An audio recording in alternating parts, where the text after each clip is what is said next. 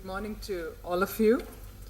Today we have yet another exciting day, and the day would begin with the idea of leadership in SNT and research institutions by the well-known scientist Dr. V.S. Ramamurthy, and the day would follow with an interactive session with Dr. Kasturi Rangan, our director and also the former chairman of the ISRO. This would be a bit different in design. He would speak for 10 to 15 minutes, and you would have a chance to interact with him for a long time, which was also your desire last evening. And in the afternoon, we have Saurav Mukherjee from Indian Institute of Management, Bangalore, and the evening finale would be a lecture by Shyam Benegal. This is also an associate's lecture, which means that you would get to meet a lot of distinguished people from the city, and so that's the day like. We also have a group photograph scheduled at 11 a.m. That would be near the old lecture hall.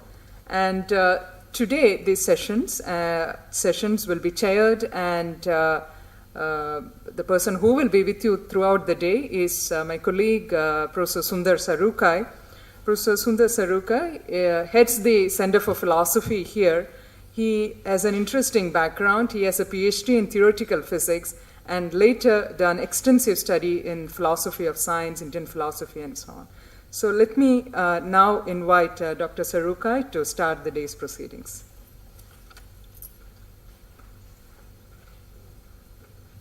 Thank you, Dr. Sangeeta, and a very good morning to you. I think the course is now picking steam with our second day, and who better than the very eminent scientist and administrator, Professor V.S. Ramamurthy. On behalf of the Institute, it gives me great pleasure to formally welcome him to this session, and also gives me great pleasure to say a few words about him. Many of you, of course, must have heard much about his extensive activities and his reputation, both as a scientist and, as I said, as an administrator.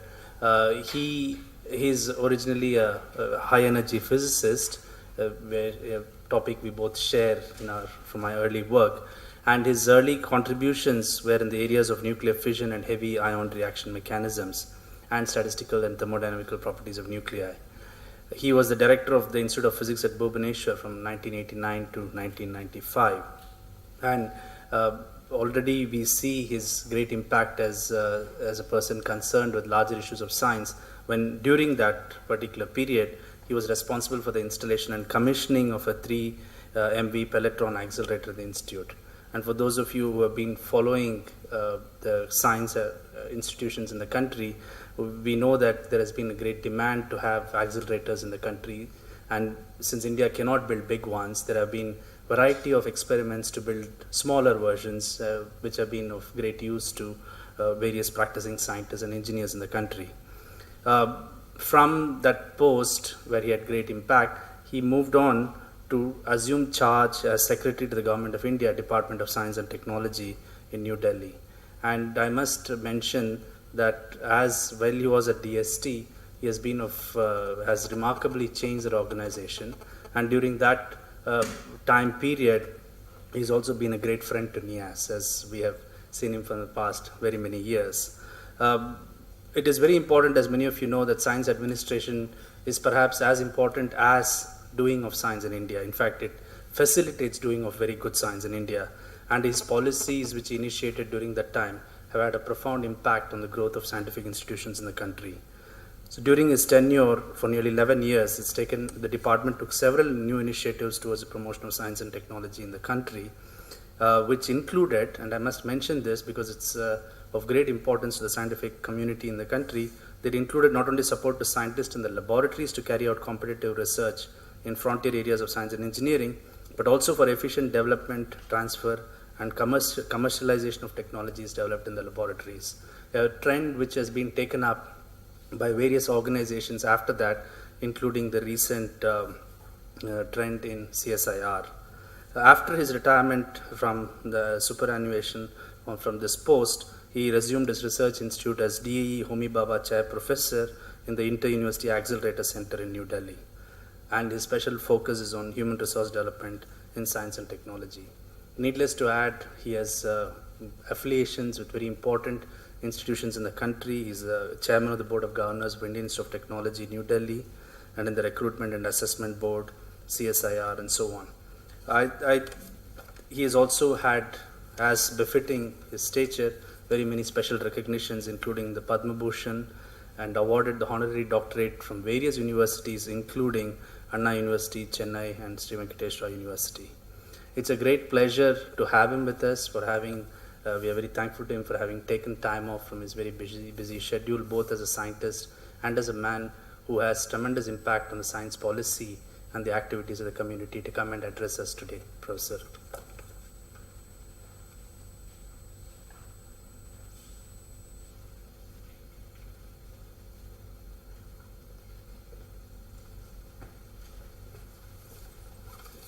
Thank you, Sundar. Dr. Kasturirangan, Professor Srikantan, distinguished participants in this course for senior executives. I am very happy to be back again in NIAS for this course, because this is some brainchild of our discussions in several platforms, myself and Kasturirangan, that senior scientists in this country are very good in science, but they lack initiation to some other aspects of managing science, because most of them are in some form of management of science.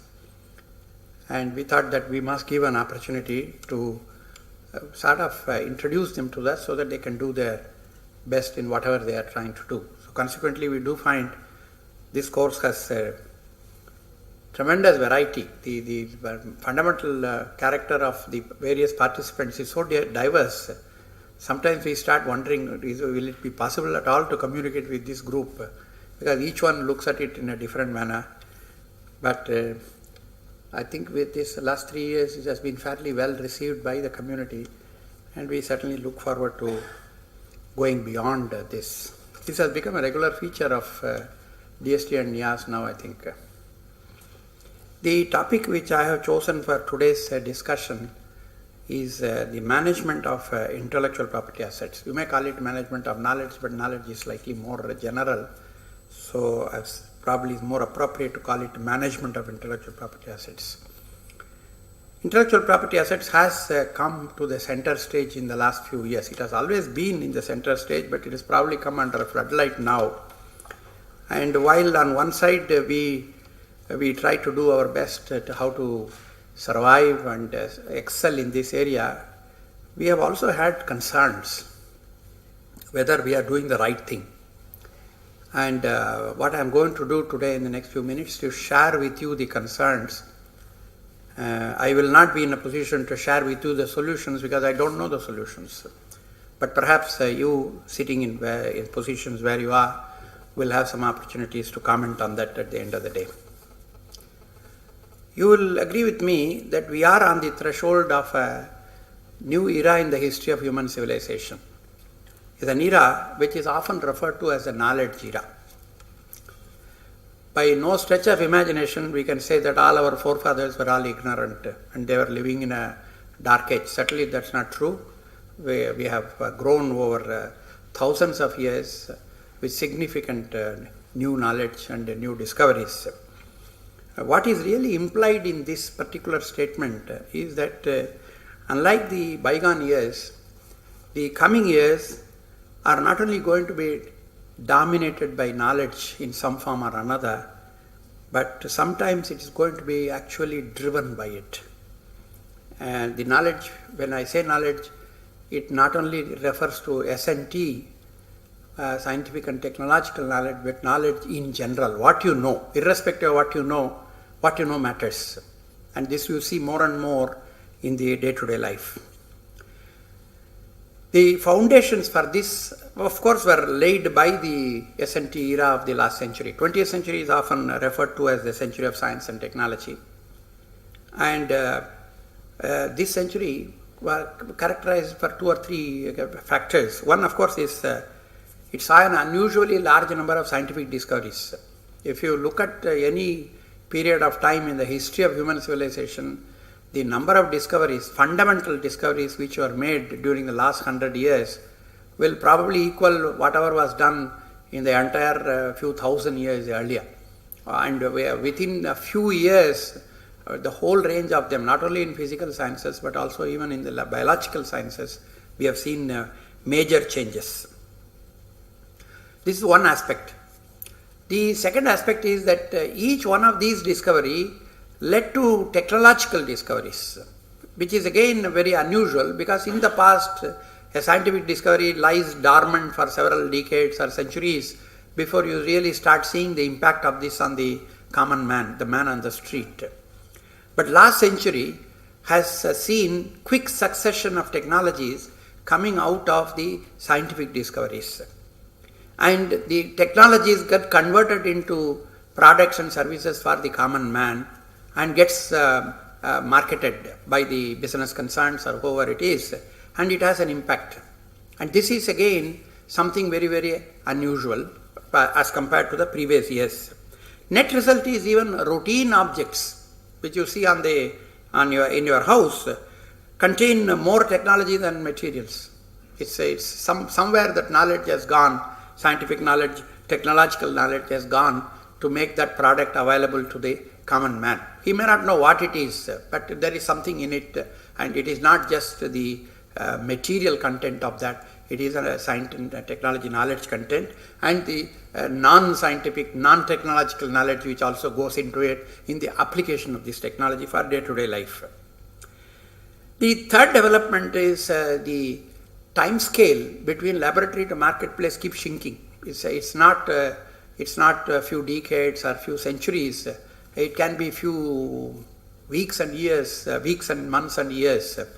And in fact, I keep telling that you never offer to buy a TV for your family, because by the time you order the TV and it is delivered in your house, a new model has appeared in the marketplace, and your son and or daughter or your wife will say, as usual, you are out of date, and went and purchased something which is out of date. So never offer to buy a TV. This is a reflection of that quick succession in which the products are getting changed with the technology input or the science input into it. The recent developments in transport communications have shrunk the world into a global village. This is another factor which we have seen in the last few decades, that the globalization process, which has been there for a long time in trade and commerce, today is not limited to trade and commerce. It extends into all other human endeavors. All other means it can be the food, it can be the education, it can be the employment, it can be entertainment, anything you call. Today, geographical barriers have no meaning. It's completely breaking everything which separated one part of the world from the other part of the world. The instruments which are available today extend the human capabilities far beyond their natural capabilities. So if you are a painter 100 years before, you are very good at painting. But today, with the computer, Microsoft software, you don't have to be a painter. You don't touch paint, you don't touch the brush, but you can have a nice painting.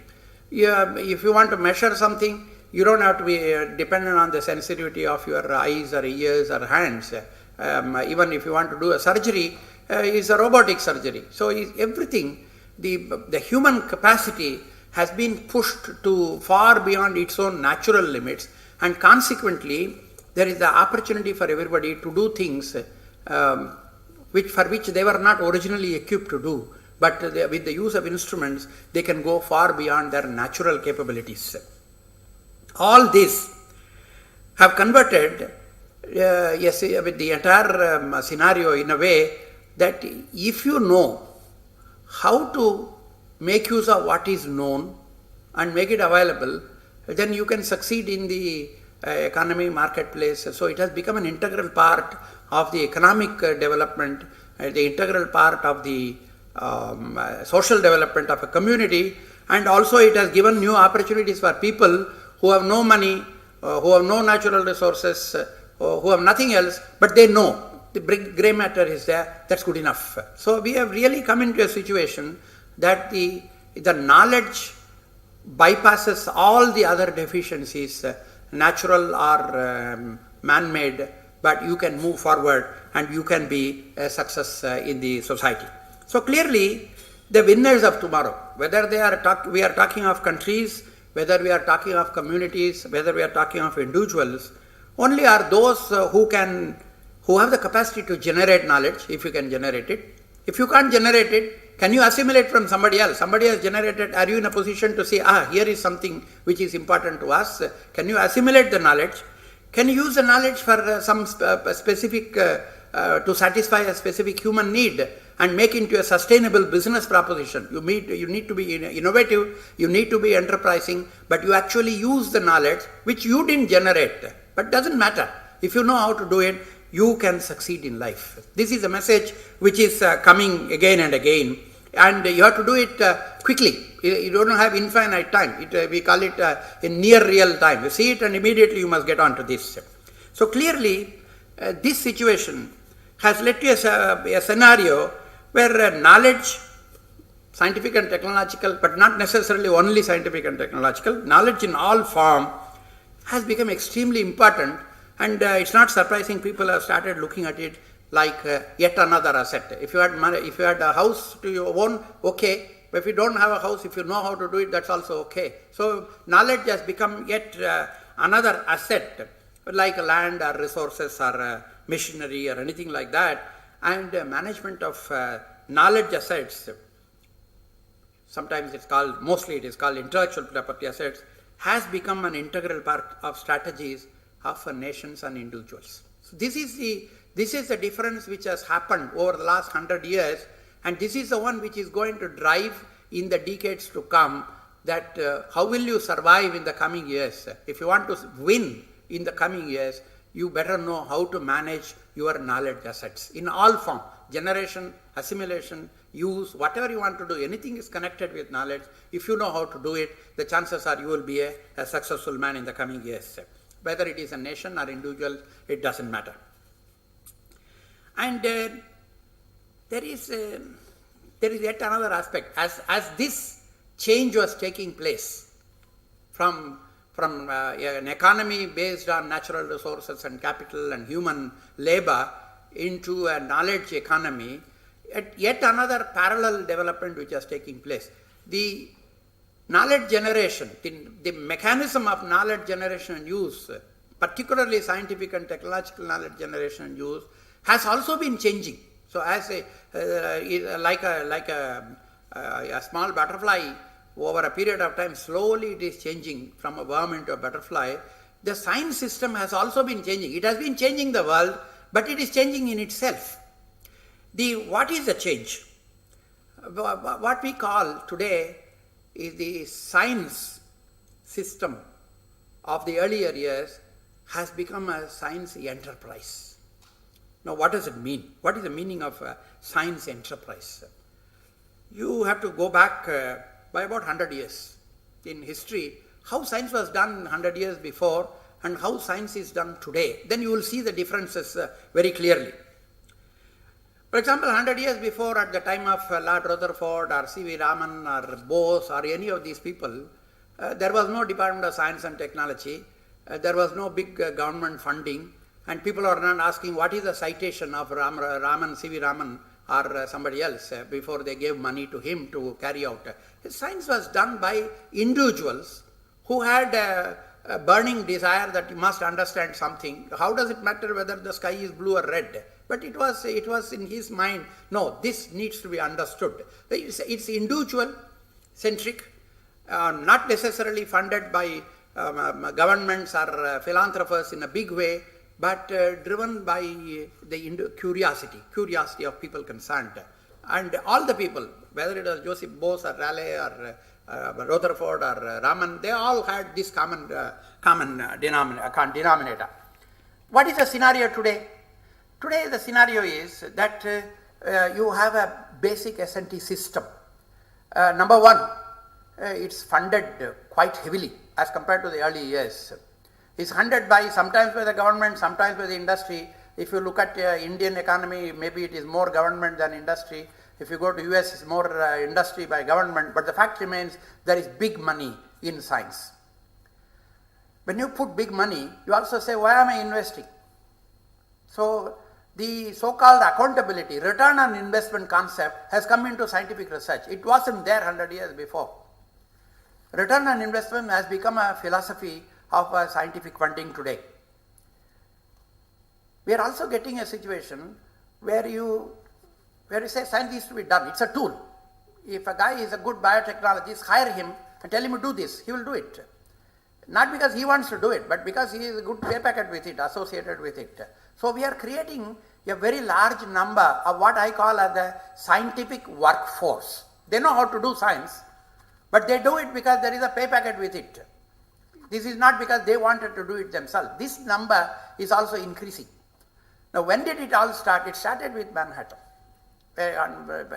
70 years before, when the Manhattan Project started, what was the first lesson? They said they put a nice fence, put all the scientists in, pay them whatever they want to get them in, and tell them you develop this. And who was managing this? Army general. He was not a scientist who was driving this program, was an army general, because his end objective is very clear. And the model showed that it can work. It did work. We all know it. And the kind of spin-offs which came out of that has also been enormous. That it's not only the government who invested on this, the unexpected consequences of this in the industrial sector and in the business sector has also been substantial. Consequently, many of the companies subsequently, like IBM, Bell Labs, they started investing in research as an investment. It's a business investment, and they started getting results out of it. The transistor came out of one such initiative, and it became an organized, scientific research became an organized activity. Not that everyone was very happy with it. Take like, for example, Feynman. Feynman was so fed up with this. He was working there, but he was so fed up with this, he will find the first opportunity to make fun of the system. He will exit through a back door and enter through the front door and let the guard break his head. How come the same fellow has entered 20 times but he exited only 10 times? Or he will put some piece of paper in a high secure cupboard saying guess who, and leave it there and let somebody else break his head how it happened. So he detested that system, but as a national duty he delivered, he did that. But on the first opportunity he jumped into the educational system. So if you look at some of his books where he says teaching undergraduate student, Kasturan was referring to it yesterday, that teaching undergraduate students and young kids was much more challenging as exciting to him than an organized activity with a very thick pay packet. But this has been there, but this has not been the common thing. And of course, we have today come to a situation, therefore, the companies invest as an investment for the future, for their business, and since it results in economic benefits, now even countries look at investment in science and technology as an investment for future economic development, for addressing their specific problems, maybe food shortage, maybe security, it doesn't matter, but they invest on that across the world. But of course, some of the business concerns have now realized that it is never a good investment. Investment in basic research or research per se is not a good investment, so maybe it should be outsourced to some other place. So you will see more and more contract research, more and more outsourced research, buying of intellectual property, all those things are also coming. It's a very, very fluid situation. But what I want to say is, today, how science is done is very different from how it was done 100 years before. Today is more an organized effort. You look at investment in science as an investment for the future, business or development, it doesn't matter, and you hire people to do what you want. You don't allow them to say, do what you want, here is the money. No, you say, I want you to do this. Whether it is a TB drug or something else, it doesn't matter. So it's a different way of doing things. And I call it a scientific enterprise. It's a company which uses scientific workforce to do science with an end objective. So science becomes a means towards an end rather than an end in itself. It's a slight change which has taken place. No, I wouldn't say slight change. A major change which has taken place in the way scientific research is carried out. It's not surprising that we have also adopted this. When India became independent in 1947, we said no, this is a good model for addressing the immediate needs of the country, economic development of the country, social development of the country.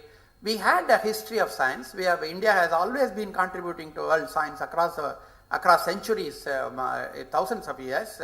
But the model which we adopted post-independence is the modern scientific enterprise model. So consequently, we find so many institutions were started, so many research groups were funded, so many programs were initiated with very well-defined specific objectives.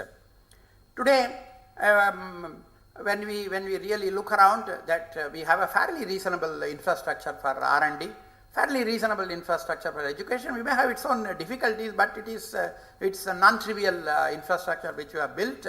We have been able to address some of our problems, like food shortage we have been able to address, and in some areas like space, atomic energy, we are competing with the rest of the world, and our successes in information technology or biotechnology, everybody talks about it. Even education, everybody, the other day somebody was complaining, he was from Illinois Institute of Technology, so he wrote IIT by mistake, and immediately said which IIT they asked him. Oh, he thought he is an IIT from China, in India. So clearly, even Illinois University has been shadowed by the IITs of India. So clearly, we have done good. Somewhere we have done well in a competitive manner. But of course, you must remember, when you commit major resources, you also raise expectations. You expect, the government expects what you will get out of this. There are priorities. Government says this is more important, not that. And there are roadmaps, this is how you will do. And sometimes the planning commission says, please list down the number of discoveries you will make in the next 5 years during the 11th plan, and list down what discoveries will be made, or how many patents will be done. It's not surprising. As a scientist, it is shocking, but as a funding agency, he says, I can't give you 100 crores without asking these questions. So you must tell me what discovery you will make and how many patents you will get. And then if you don't do it, why you have not done it, has the scientists misappropriated the money, all those consequential things do come into the picture. Terribly unfair, embarrassing for us and unsatisfactory, but we have no alternative out of that.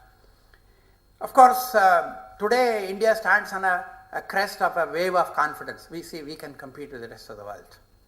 I think this is not misplaced. We certainly feel that in many areas we can compete with the rest of the world, and even in the area of intellectual property protection, we have aligned ourselves fully with the rest of the world. We are 100% TRIPS compliant, and you are aware, many of you, that the Indian government is in the process of putting in place a legislation which will allow the scientists and their parent institution to have a greater stay on the discoveries they make and the money which comes out of it, even if they are funded by the government. Something similar to the Bayh-Dole Act of the 1980 in the United States, and many people believe it is the Bayh-Dole Act in the United States which created a new breed of scientist entrepreneurs who start a company. So today, if you go anywhere in the United States, every scientist worth his salt will also have a company behind him, some effort to convert it into a business proposition, and it led to the economic development. And in fact, many people believe the biotechnology industry of the United States today owes its existence to the Bayh-Dole Act. So we are also thinking in terms of having something similar here, so that we will also repeat that success story. So we are clearly aligning ourselves with this new system of science management, which leads to quantifiable returns on investment, quantifiable economic benefits, and the methodology is fairly well known, and get it done. Of course, our educational system also has tuned itself to satisfy this very effectively. If you want so many people, you can generate so many people. If you don't have it, you create more institutions so that you can generate so many people. So we are tuning the entire system to cater to this scientific enterprise. But there are concerns. This is what I want to address today. There are concerns. This is not that everybody thinks this is a fantastic situation and we should just keep going and we will reach where we want to reach. significant number of people, both within the scientific community and outside the scientific community, believe that this strategy of handling knowledge as yet another asset like a building which should be built, which should be protected, which can be sold, purchased, anything can be done, is not correct. It's not flawed. It's flawed. I mean, somehow you get uncomfortable with it. You are not happy with it. Now, what could be the reason for this concern? There are two classes I would like to put. One is India-centric concerns. We in India feel unhappy about it. The rest of the world have done it, but we feel unhappy about it. And there are some concerns, it doesn't matter whether it is India or the United States, it's the same concern across the world. Because it is not still seen universally that this is the best solution we have got. So let me take a few minutes on that. The first Indian concern is, this is against our tradition. We have always thought knowledge is a public asset. Everybody should know about it. Everybody should benefit from this. Just because one person saw it first, because after all we are discovering nature, and the person who saw it first and understood first is not necessarily becoming the owner of this. So we have never had a tradition of collecting knowledge and putting it as a personal property. Not always true, In some form, this kind of discrimination has existed even in our community, but in general true. You remember the old case of Karna in Mahabharata, right? You look at the history, the teacher decides to whom he will teach, what he will teach, under what conditions he will teach. So there has been some form of control of knowledge, but somehow this has not been looked at with respect by other people. Whoever controls knowledge is not seen as the role model. So this is definitely against our tradition. Even as late as 19th century, early 20th century, J.C. Bose went public that I don't want to put anything in the controlled patenting regime. Not because he was unaware of patents. He was the first Indian to get a US patent. So he was very well aware what patenting means and what it can do. But he said, as a policy, as a principle, I will not do it. He was not the only one. But there are other people like Curie or Becquerel. Many people have said that patenting is not a right way to handle knowledge. Knowledge should be in public domain. So we do feel uncomfortable that even a formula becomes patentable formula today. Is it the right thing to do? So this is one concern, and more towards our traditional value system. Related to this is the other aspect. A civilization like ours, which is a few thousand years old, there is a lot of traditional knowledge. Now, traditional knowledge is knowledge covered over thousands of years and conveyed from one generation to another, mostly orally because of the absence of any recorded medium and things like that. Knowledge being additive, if somebody discovers something, does it become, he becomes the owner? What happens to all the people who contributed to that related area? What happened? They are all non-entities. A very typical example is the Haldi patent of the 90s. India went and fought that case and got it repealed, but he can't keep on doing it. It's a weakness of the system that just because a knowledge is not in a digital form which is accessible to the patent examiner in New York, does it become no knowledge? This is not okay. That must be respected too, and an incremental knowledge cannot become the property of one individual. It has to be somewhere that the society has to have a role in this, so that countries like India, having a very rich traditional knowledge, are not comfortable in the present scenario of a strict intellectual property protection of the Western origin. Now, the Government of India started this traditional knowledge library relating to Ayurveda and traditional systems of medicine. Even there, what are we trying to do? If you say, if you don't accept our traditional form, I will give it to you in the form you want, in the digital form. That is not addressing the problem. That is giving an intermediate solution, and we have to address this problem. How are we going to handle traditional knowledge in a country like India, which is a very rich tradition of having civilizational knowledge? There is also a concern. In the crudest form, it says the drug prices will go up. We don't want it. But if they really look at the fundamentals, what is the issue? Issue is if the entire Department of Space budget in the last 50 years is probably less than the yearly budget of one country, United States. Under that circumstances, if you have a global economy, you have everything open, then a person with 50 times more resource can corner all the things. Newspaper says IBM has 50,000 engineers and scientists working in India. GE has 2,000 PhDs working in India. Many people feel very proud, this is very nice, fantastic, it is a recognition of our technical competence. But what matters is that 50,000 people are not available to you. They are not available to our program. On the other hand, we have self-inflicted wounds. Some finance committee says the government of India should reduce its workforce by 30%, and the first casualty is 1/3 of the scientists are gone. So you have a problem when there is a very large disparity in the available resources. The one who has a deep pocket becomes the owner of everything, can become the owner. So you are really seeding the onset of a colonization of a different kind. Previously, 300 years before, colonization takes place because of the gun, the rifle, which was not available to our people. But today the colonization comes because of the lack of resources, as the disparities in available resources. And when a person in India, trained in India, works for a company where IPR goes to some other company which is not in this country, it is not a pride, it's not something which makes you proud, it makes you worried about it. So this is another concern which has been expressed in different quarters. Okay, these are all Indian concerns. What about the global concern? They must be happy, they are having a good time, so what's their problem? It is not that simple. First problem, which everyone recognizes, is in any regime where knowledge is protected and secrecy is the order of the day, the cost goes up because you have to reinvent the wheel.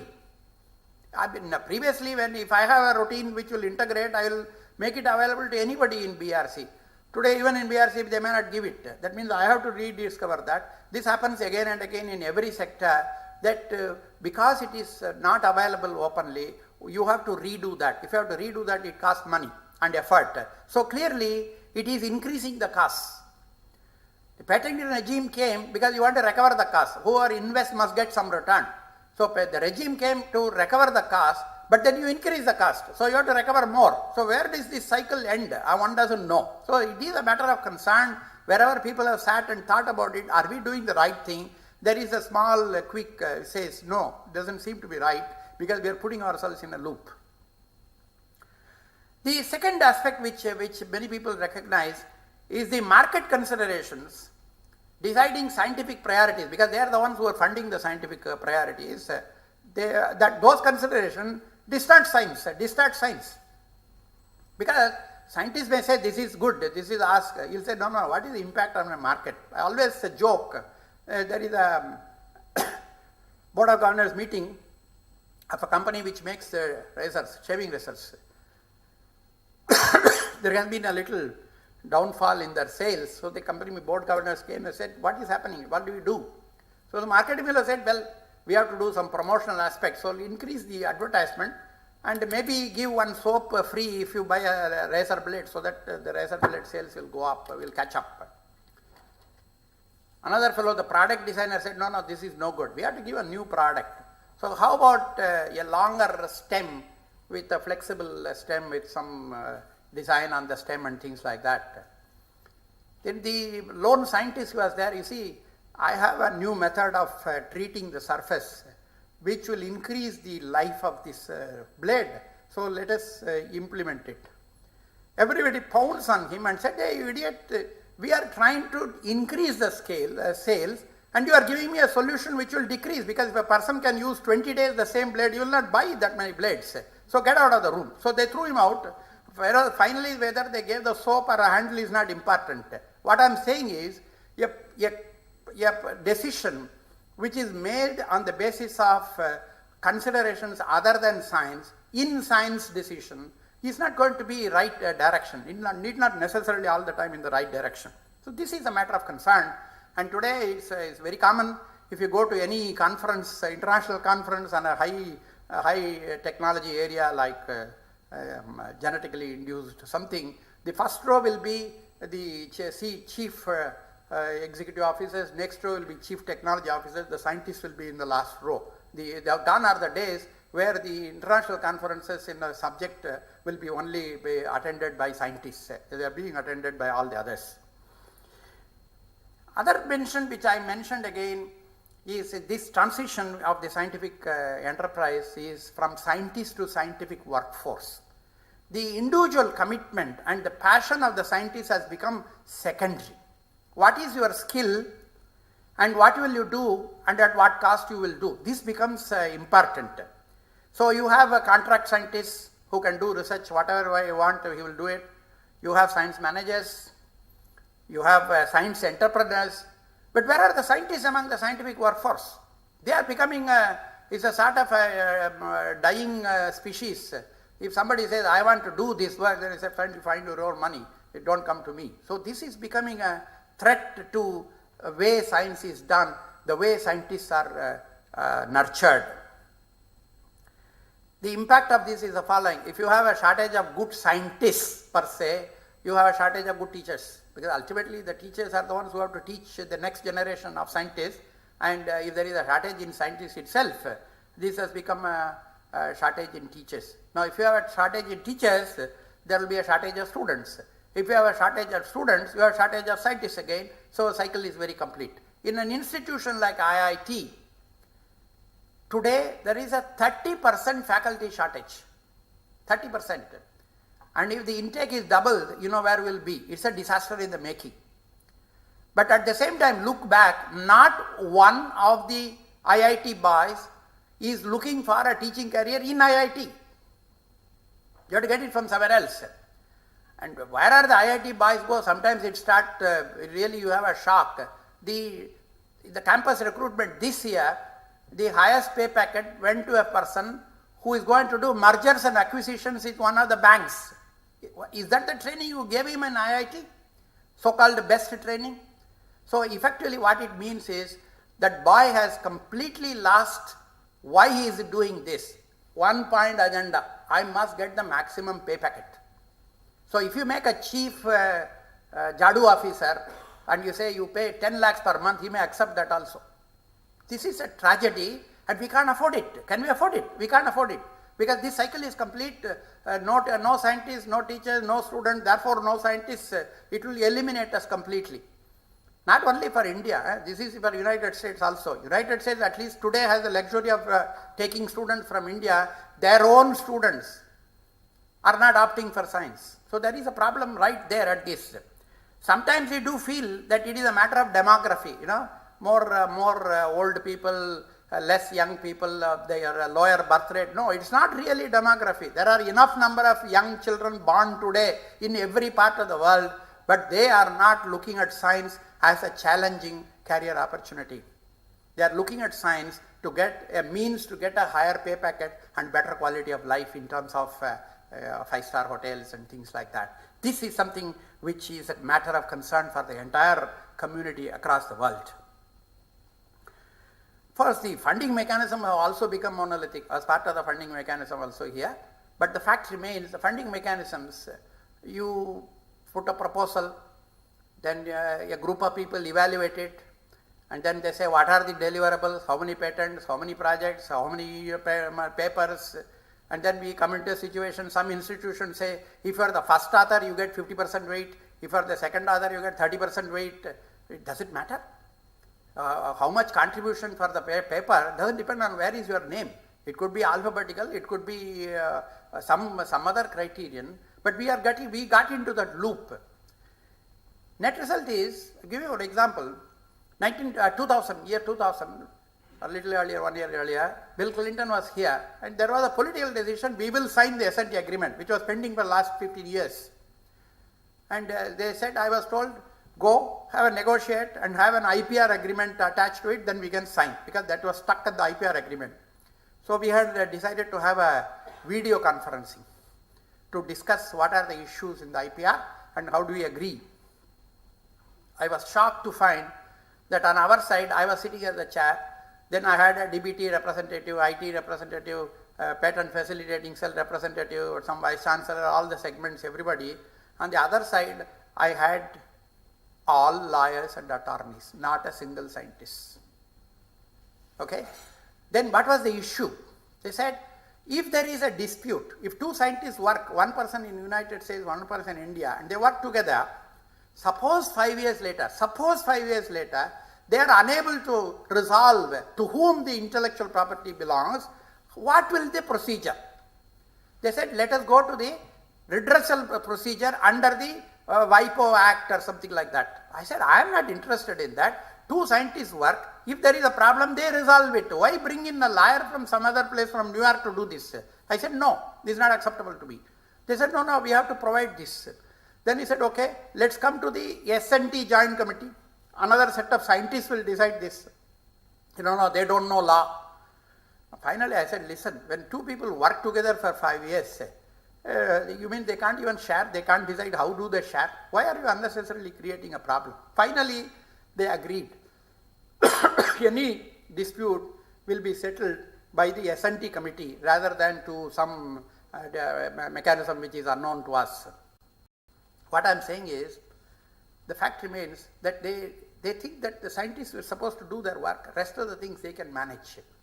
This is something which is not acceptable to the community. So we have a problem. This is also recognized. It's not that they are unaware of it. They also very much recognize this. Last but not the least, like our traditional knowledge, which has been there for last thousands of years, every institution has an institutional knowledge. What is an institutional knowledge? You do so many things, not everyone succeeds. 99 fail, one succeeds. The one which succeeded, you put it in a newspaper, article, patent, you get rewarded for that, it is reported in the newspaper, is completely recorded what succeeded. What failed is very rarely recorded. But that is the experience on which you have got. The entire platform for the success is the failure, and the knowledge which is behind these failures is as important as the success itself. In fact, it is more important.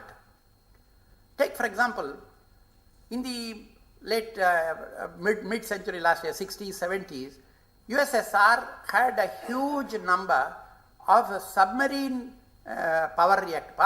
nuclear reactors for the submarine, standalone this. Many of them failed, and something was adopted. Now many of them might have failed not because there was something wrong with the design, but because maybe some material was not available at that time, which may be available now. Control system was not available. A mechanical control system may not be adequate. Today it is possible. So what was dropped as unviable in the 60s and 70s need not be unviable today. But there is no record anywhere of what were the failures and what were discarded. More importantly, this is a human-centric activity. Humans will die, he will retire, he will go somewhere else, whatever happens, along with him the knowledge also goes. How to capture this information and make it available to the entire institution? Not known. In fact, one of the multinational companies, the CEO made a statement, the total knowledge of the company is always less than the sum total of knowledge of all its employees. They know more than the company. The company doesn't know that. So this is something, how to do, this issue has not been resolved. One doesn't know. Early days we used to exchange notes. When you see in the corridor, I tried it, it doesn't work. So at least one more fellow knows about it. Today that also is getting weakened. There is no free exchange of knowledge, of information, of failures. So that kind of conversation, idle conversation over the tea table has disappeared now, which was one method of carrying this information, institutional knowledge. So this is a very high priority of discussion across the world. How do you capture and retain and disseminate institutional knowledge when people move, and people will move? In fact, today's environment, people will move in 2 years and 3 years. Very rare to see a 40-year-old association with one organization. So it is becoming much more chronic. So there are global concerns which need to be addressed. So summary is, we have a problem which is important to us. We have a difficulty in addressing this as it is now. Problem is not unique to India, it is global also, and we have to find how to handle knowledge.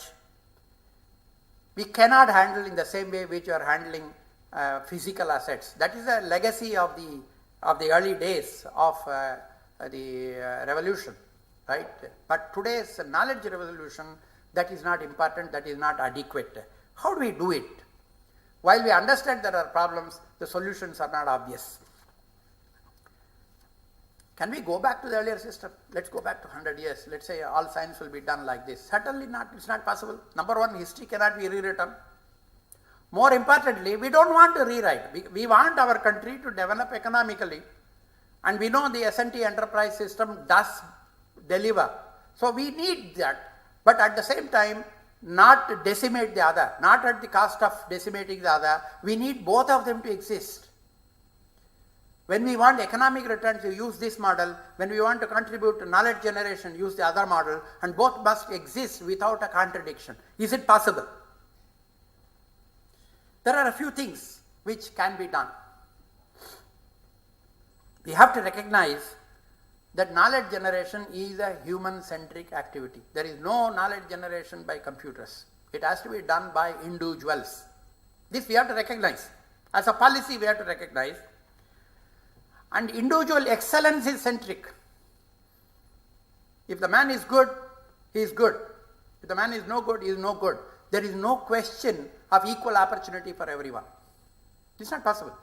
So you have to accept that in the domain of knowledge generation, equity is not the issue at all. Excellence has to be respected. If excellence has to be respected, and it should not be tied down by the methodologies of modern funding systems, how many discoveries you will make in the next 5 years, then you have to recognize and you have to create methodologies where the answerability is not on terms of 1, 2, 3 deliverables, but in terms of the overall knowledge generation itself. The only place where this can really be done is the universities.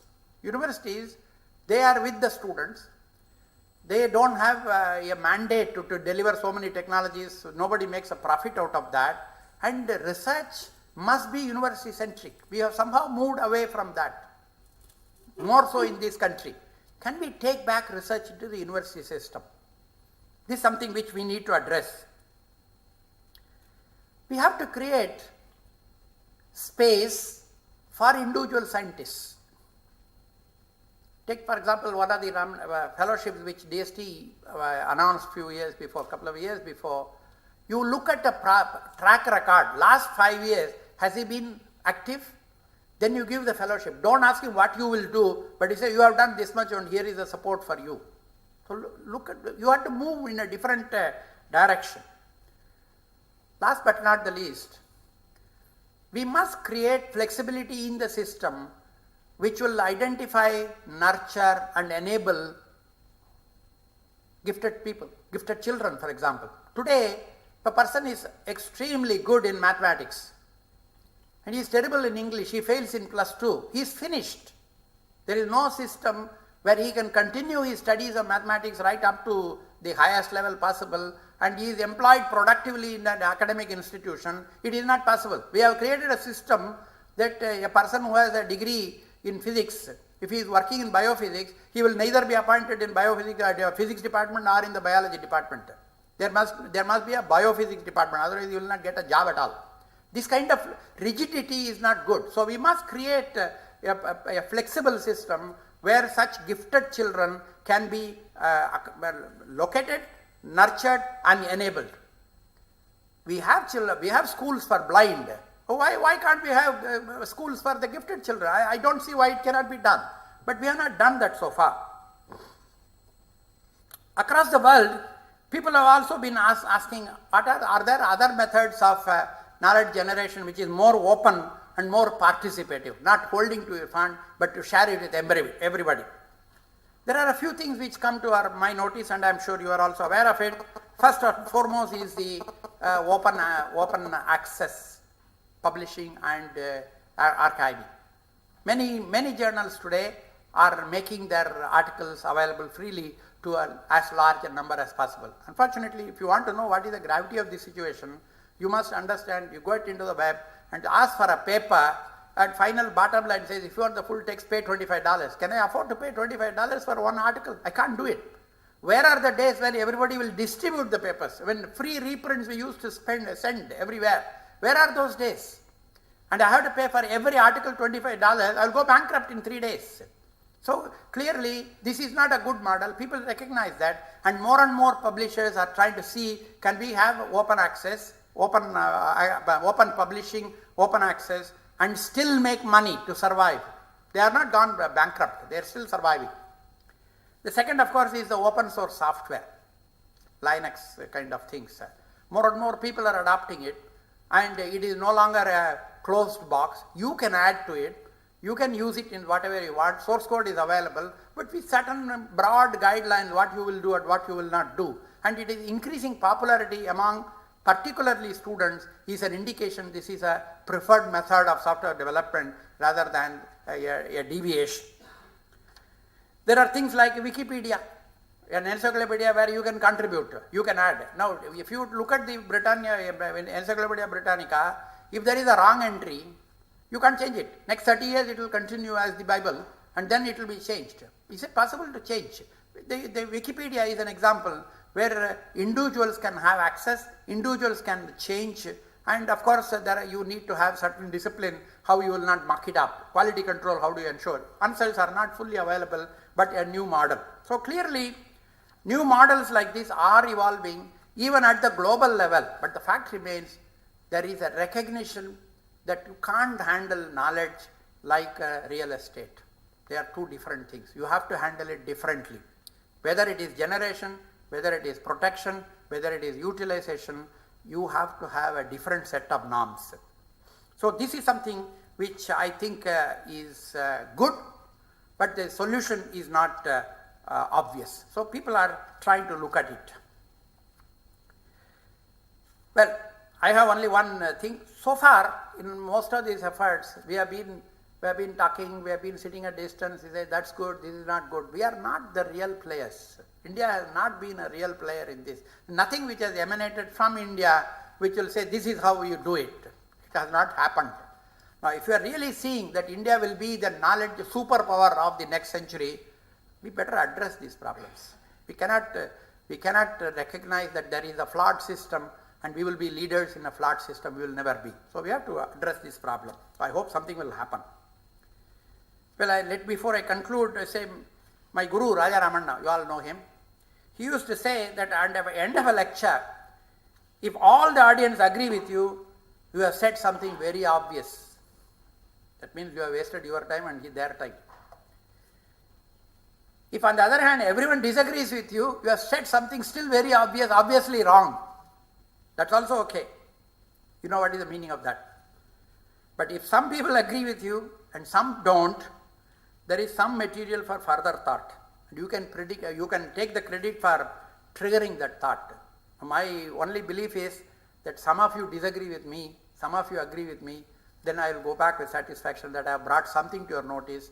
And since all of you have been drawn from diverse backgrounds, they are not all scientists, not all managers, diverse background.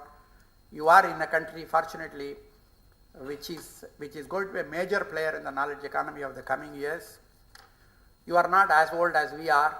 For us, it is an academic exercise, but you will be part of that knowledge economy. And I hope you have something important to say and to think about on an important topic like this. Let me thank Niaz for giving me this opportunity to share some of my thoughts with you on this important topic. Thank you very much. They already uploaded over 4,000 or 5,000 publications of their faculty, which is freely accessible to anybody who wants it. So that's a growing movement, and we are all hoping to be part of that very important movement. So we'll take questions now. We have about 25 minutes. Can I just request you to place your name forward like this so I can make sure that I don't make you wait with your hands up, and then I can go around taking questions. Professor Mutake, yeah.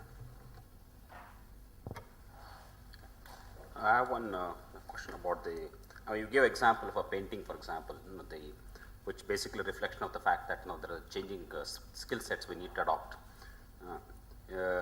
This I feel that particularly places a lot of stress on the people in India because they don't have access to resources. So that that can be a serious cause for concern. And second reflection is the fact that we have to change our educational system because we cannot do the same type of educational giving the education to children. Take for example, when it's a slide rule versus a calculator. Today I believe that the way the education is imparted to children may be a different model, which will enable them to adopt these new technologies. I'm not sure whether that is being done in India. That can have a great impact on the way we prepare our children for the adoption of technologies. What's your comment on that one? See, briefly, on the first issue, because of the global environment today, it is in principle possible for all the people across the face of the earth to have the same access to instruments. Unfortunately, because of the difference in economies, the affordability becomes an important issue. Some people believe that over a period of time this will change and everything will become affordable to everyone. Some people believe that this will put the countries like ours at a permanent disadvantage. I really don't know the answer for this. We have examples of both. As far as the educational system is concerned, see, you need a wide spectrum of skills even in your student population. We need people who are routine job people. You need a mass education which will give a basic minimum education to everyone. That's a matter of quantity. How do you reach every student? So you may have a distance education, you may have any other models for this. The other one is there are few people who are the original thinkers in this. If you allow them to drown in the mass education, then you have lost them.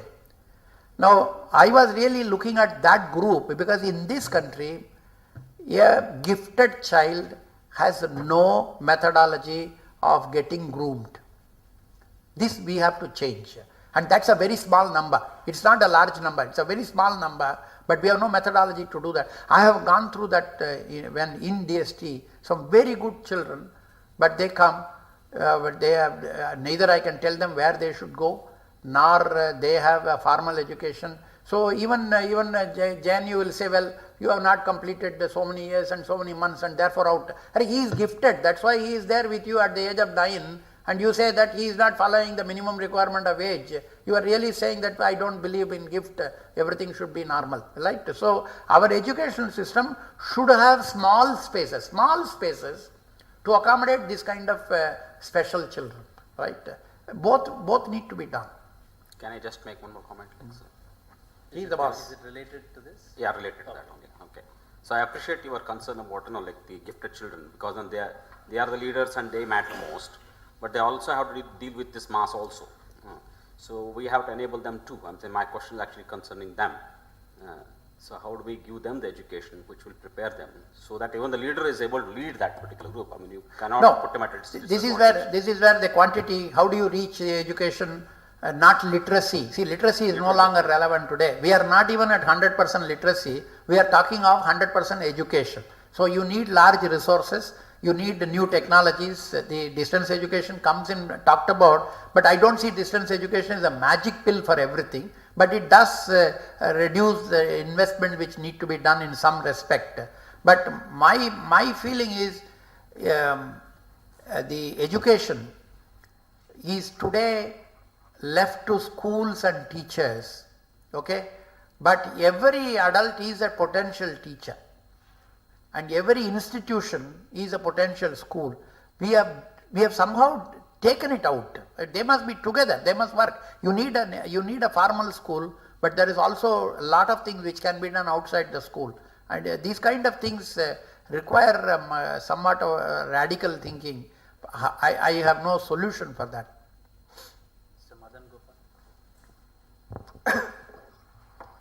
So this is taking the cue from the statement which you made from scientists to science managers. I deal with education in Karnataka, sir. I am a commissioner of public instruction. I deal with primary, secondary education and teacher education. Phenomena which I would like to share with you, and I seek your guidance and advice how the scientific community is going to face it in future. One aspect is that, sir, when we have done every year we do the recruitment of teachers for high schools. So it's a very remarkable, very significant feature there is that for arts teachers, for every one post we have 10 candidates. Whereas for science teachers, for every one post we have only 3 to 4 candidates, because this ratio is over a period of time is coming down. And when you see the decisions taken by the government, because this year we started more than 250 junior colleges, degree colleges, everybody praised the government for that. But if you see how many science sections or science colleges, if you see that out of 250 junior colleges, only one is the science. At the degree colleges, out of 60 or 70, only 2 are the science sections. I'm saying that on the political administrators and the political leaders who think that starting more colleges, more schools, but they do not factor the science as an important thing. But if you see at the higher education level, if you see the degree colleges and the universities, students going for arts and commerce is coming down. Humanities and the social sciences. Again, the demand for technical education, whether it is mainly, I do not talk of the medicine now, whether it's a BE, BTech or of late BBM and the law courses. Entire focus is how do I get a better job and how do I get a better lead of life. So I think in the long term it is going to have a large shortage of science teachers in not only for Karnataka but entire country, because it's in whole we caught in that vicious cycle. Second point, sir, about the gifted the children, if you mention. Gifted children, we have couple of opportunities in the system, but having an institution as such, because if you mean the gifted children does not mean that only children particular to belong to particular economic sections, because in Karnataka, in Bangalore we have a couple of such schools, claim to be school for the gifted children. The fee they charge is that for primary section 5 lakhs per annum. Does it mean that the gifted children only come from the wealthy sections? Don't we have a gifted children belonging to economically weaker sections, poorer people? I'm saying that in the name of providing education to gifted children, how it is entire thought is commercialized. I'm not denying that maybe the person who was born in a rich family may be gifted child. But I'm saying that whole concept, how it is hijacked and made commercialized. I think the scientific community should speak more forcefully on this issue, because since you mentioned about Dr. Raja Ramanna, it's the Karnataka government has constituted task force. I was also a member of that committee. But many of the recommendations of the task force are not accepted by the government. It is a shocking thing.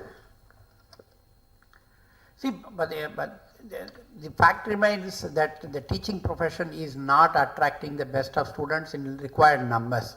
My feeling is more than the pay packet differences, which is important but not the only criterion.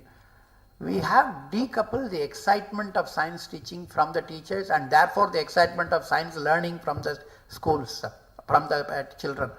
I see a couple of days before I came across a simple example that as a school project, some people were looking at the arsenic poisoning.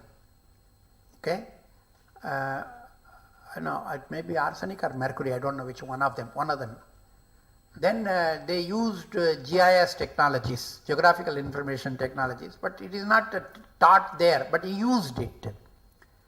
They used computers which was available in the school, and then when they actually put it on a picture, it turned out the children who were having the poisoning were actually from those houses which were built beyond say 50 years or 40 years old. So then they went and said, what's the problem? All students and children, no scientist was involved in this. They went back and found they were all painted at that time. The paint had this. So then they said, no, we must get rid of all this. So they called all the parents and they said, all those houses which had painting which is excess of say so many years, we will remove the paints. They removed the paints. And apparently it had an impact on the poisoning subsequently. Okay? All this is done by the scientists and the students. Now you can imagine the kind of interest which will create in that community for science and science learning, all right? But that kind of thing we have completely eliminated because to some extent our universities have moved away from research. This we have been talking about, Professor Rao talks about, everyone talks about. But once the universities are beyond, the schools have become even more far. And once they moved out of that, the excitement of science is gone. And if you don't have excitement of science, the science is not a route for a pay packet because the pay packet comes too slow and too small. So why will you choose science? There are better methods of making money, right? And our distortions in going into engineering or commerce, that is because of the marketplace. And wherever there is a market decided decision, obviously this will keep changing with the times. Today, other day somebody was complaining that no students, we are not getting good quality students. You know who was complaining? One of the Infosys people, because all of them are going into commercial finance sectors, market. The best of students are being taken away by the banks. No, I said, listen, 5 years before we were complaining the same thing, you are happy, now it is your turn to be unhappy. Right? So that is a different issue, but what we need to do is, we have to create an environment. If a student is interested in science, he should do science. If he is interested in cricket, he should do cricket. No problem. If he goes to cricket because he can get as what Tendulkar gets, he will neither play good cricket nor he will make the money, but he will ruin because our team will never win because these kind of fellows will have flooded that cricket team. So effectively what matters is whoever is blessed with whatever capability, we should go in that direction. Your system should minimal distortion forces on that. That is not what is happening today.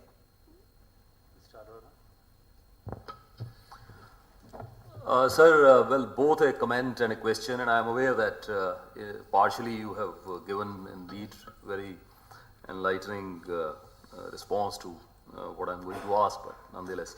Well, talking of India's pursuit of science and technology and how far have we come and where do we stand in the global arena, if I may, well, broadly speaking, these are of course not watertight compartments, but divided into three realms. Firstly, the pursuit of our strategic geopolitical objectives. Secondly, economic and commercial interests. And thirdly, of course, education, research, pursuit of knowledge, well, at times for the sake of it.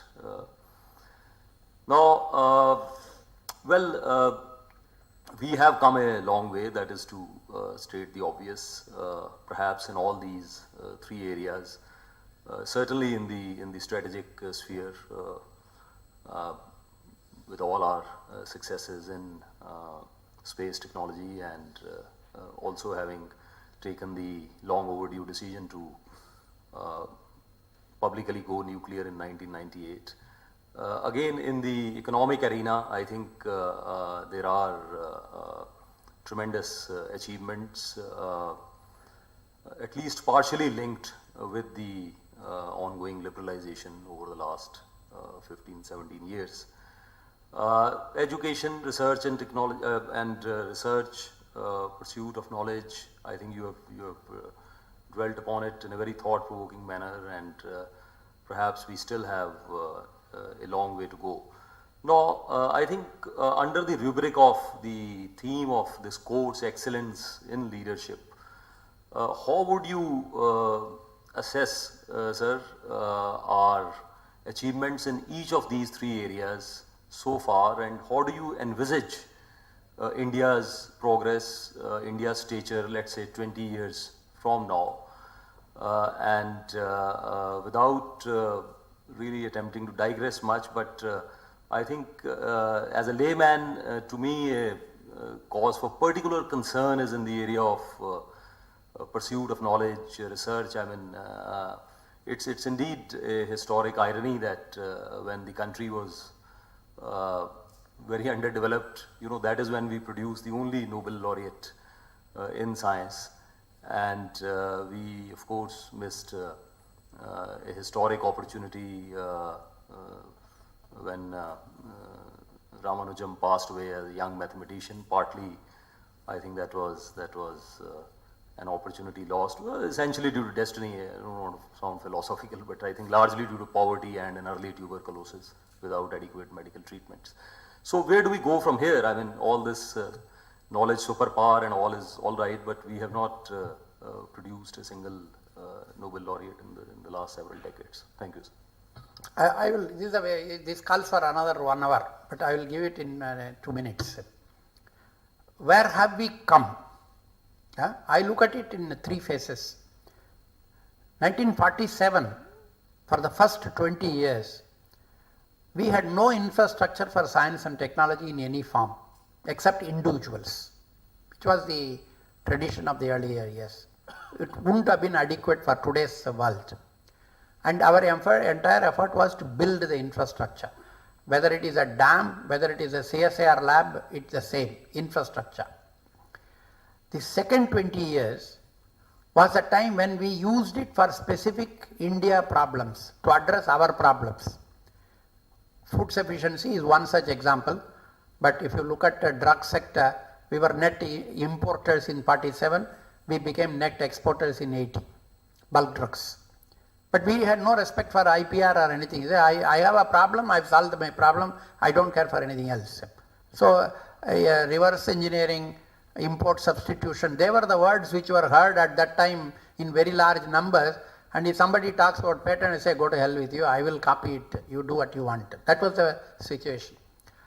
Today, we are having a confidence that no, we can compete in the normal way, decent manner with the rest of the world. The confidence comes from that we have addressed some problems. Areas of atomic energy space, I always say this is one place where we had no godfather. We started from scratch, we didn't copy it anybody.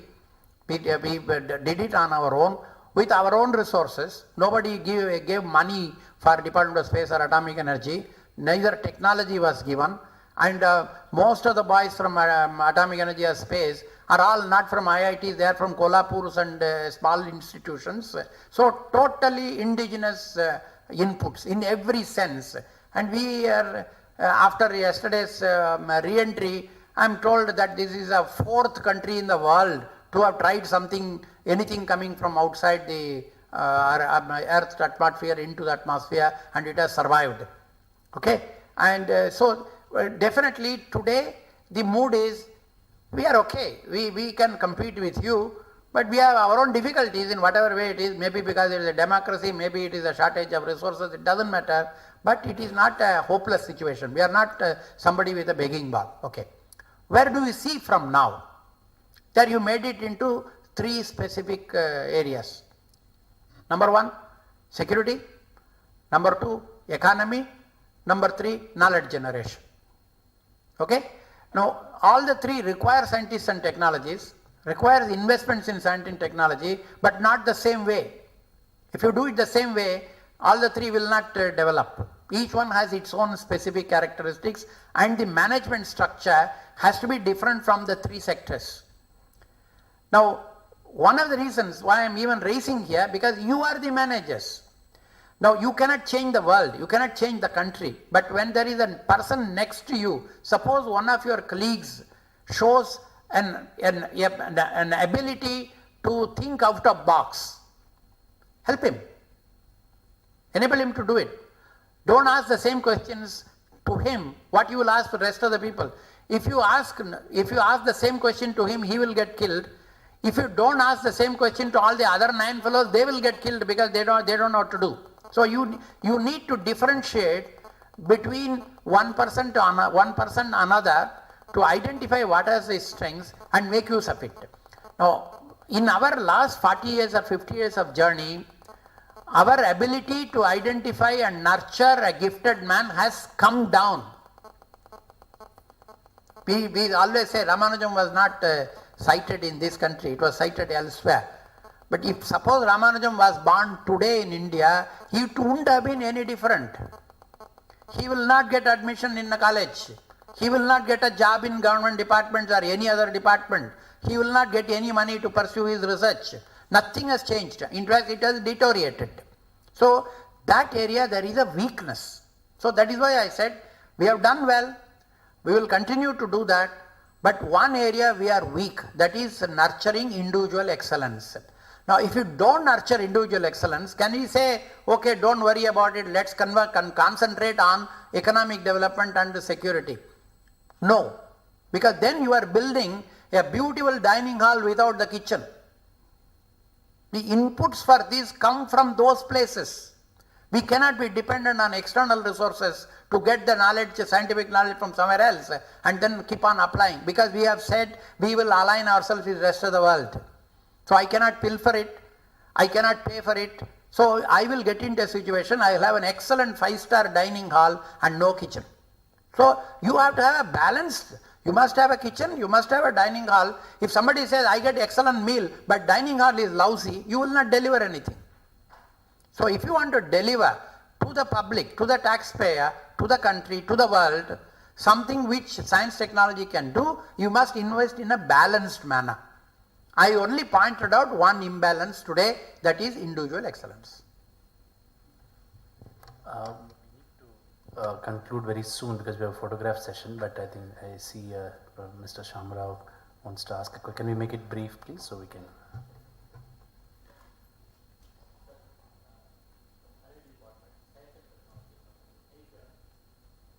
So we started a particular area research, and it has come particular good way. We are seeing maybe some things not working, but things are working. At that time, the particular group, a particular person has been hijacked by some other company. How do you protect this? The problem is that it has happened and we don't know.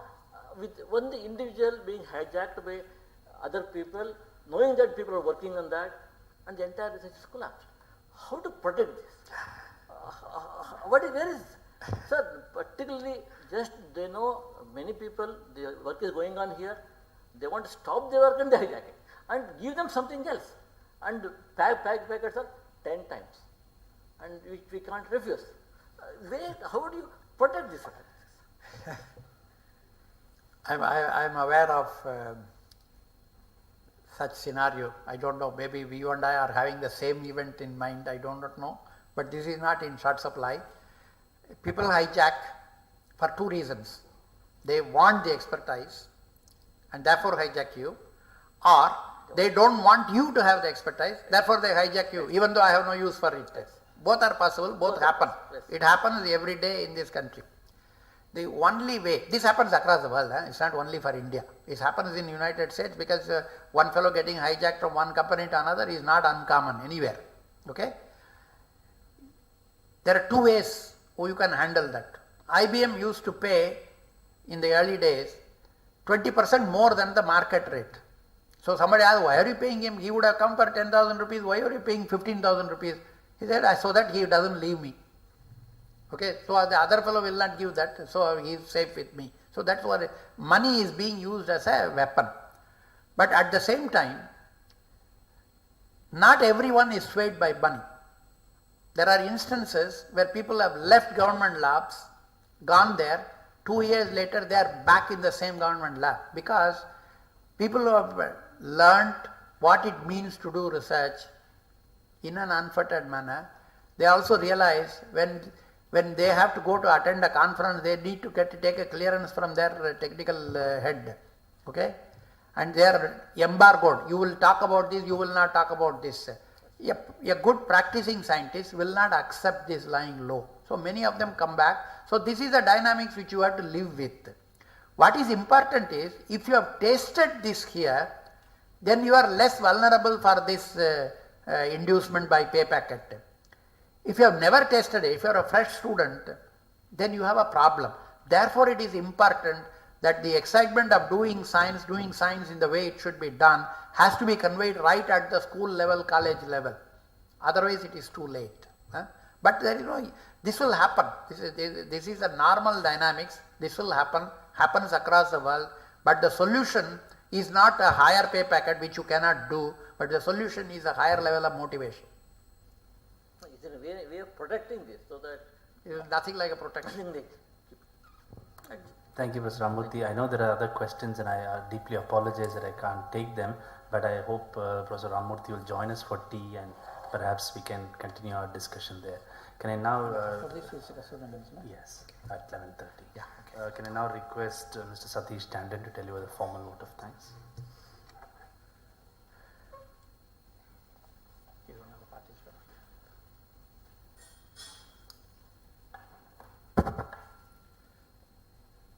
Chairperson of the session, Dr. Sundar Sarukai, our renowned speaker, Padma Bhushan Professor V.S. Ramamurthy, course coordinator, Dr. Sangeeta Menon, and dear friends, a very good afternoon. It is indeed an honor and privilege to be called upon to offer a vote of thanks to Professor Ramamurthy, who has spared his valuable time to come to NIAS and give us a thought-provoking lecture on the current and evolving strategies of management of intellectual property assets in the context of R&D organizations. Sir, you have very aptly dwelled upon the concerns, India concerns as well as global concerns, both within the scientific community and outside, through a critical analysis by highlighting the relevance it has in knowledge economy. Sir, you have very elaborately told that there is an emerging recognition globally that knowledge generation protection and its utilization cannot be handled as a normal property asset. It needs different set of norms.